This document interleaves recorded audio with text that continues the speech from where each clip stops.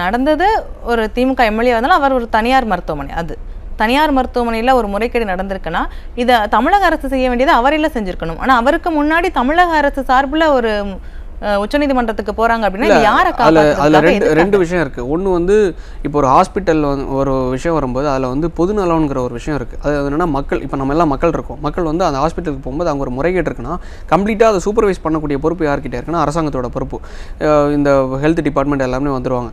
ரெண்டாவது இன்னொரு விஷயம் என்னன்னா அதில் ஒரு கவர்மெண்ட் இன்வால்வேஷன் இருக்குது. இன்னொரு விஷயம் என்னன்னா அந்த ஹாஸ்பிட்டல் ஓனரே திமுக, அந்த அரசாங்கத்தை சார்ந்த ஒரு நபர். ஸோ அப்படி இருக்கும்போது கவர்மெண்டோட இன்வால்மெண்ட் அவங்க மேலே கெட்ட பேர் வந்துருக்கக்கூடாதுங்கிறதுக்காக டேரெக்டாக அந்த ஒரு இன்ஃப்ளூயன்ஸில் தான் அவங்க பண்ணுறாங்களே தவிர எங்கள் மேலே கெட்ட பேர் இருக்கக்கூடாது, நாங்கள் வந்து கிட்னி திருட்டு பண்ணல, அதனால தான் அதையும் ஒரு பேரை திருத்தி கிட்னி முறைகேடு தான் நடந்திருக்கு, கிட்னி திருட்டு கிடையாது அப்படின்னு சொல்லிட்டு பேசியிருந்தாங்க. ஆக்சுவலாக உண்மையிலே அது கிட்னி திருட்டு தான். என் கிட்னியை நீங்கள் வந்து வார்த்தையை சொல்லி நீங்கள் வாங்கிட்டீங்க. மக்கள் என்ன ஒரு குற்றச்சாட்டு வைக்கிறாங்கன்னா எனக்கு வந்து 10 லட்சம் 5 லட்சம் தரேன்னு சொல்லிட்டு சொன்னாங்க, கடைசி கொடுத்தது என்னன்னா 50,000 1 லட்சம் தான் கொடுத்தாங்க. அவங்களே ஸ்டேட்மெண்ட் வைக்கிறாங்க, பாதிக்கப்பட்டவங்களே சிலர் இறந்துட்டாங்க.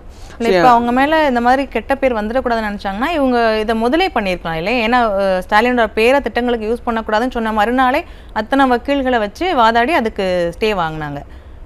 அப்படி தங்க ஆட்சிக்கு கெட்ட பேர் வந்துடக்கூடாதுன்னு நினச்சிருந்தாங்க அப்படின்னா உண்மையாகவே இவங்க மேலே தவறு இல்லை அப்படின்னா இந்த மறுநாளே உச்சநீதிமன்றத்துக்கு எடுத்துகிட்டு போய் இதுக்கும் அவங்க என்னன்னா இப்போ அந்த கேஸ் ஃபைல் ஆகி ஜூலை 23 ஃபைல் பண்ணுறாங்க.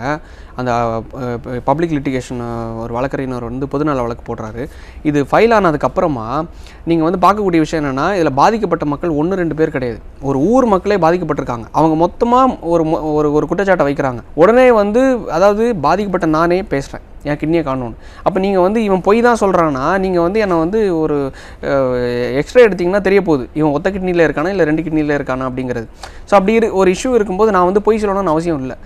நான் மட்டும் பொய் சொல்லலை, என் கூட வந்து ஒரு ஒட்டுமொத்த ஊர் மக்களும் போய் இது விஷயத்தை அவங்க பாதிக்கப்பட்ட விஷயத்த சொல்கிறாங்க. அப்படிங்கிற ஒரு விஷயத்தை வரும்போது அதுவும் என்னென்னா அவங்க வந்து ரொம்ப அடித்தட்ட மக்கள், இவங்க எல்லாருமே லைக் வந்து அவங்களோட வலியை வந்து எக்ஸ்பிரஸ் பண்ணும்போது மக்களுக்கு ஆட்டோமேட்டிக்காக வந்து அவங்க மேலே ஒரு சிம்பத்தி கிரியேட் ஆகிற மாதிரி ஆகுது.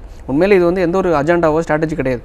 உண்மையிலே ஒரு மக்கள் இந்த மாதிரி ரொம்ப வருத்தப்பட்டு பேசும்போது மக்களுக்கு வந்து பார்க்குற மக்களுக்கு வந்து ஒரு வருத்தம் எழும். ஸோ அந்த டைமில் திமுக அரசாங்கம் போய் ஸ்டே வாங்கிட்டாங்க அப்படிங்கிற வரும்போது அது மறுபடியும் அவங்களுக்கு ஒரு கெட்ட பேராக தான் போகும்.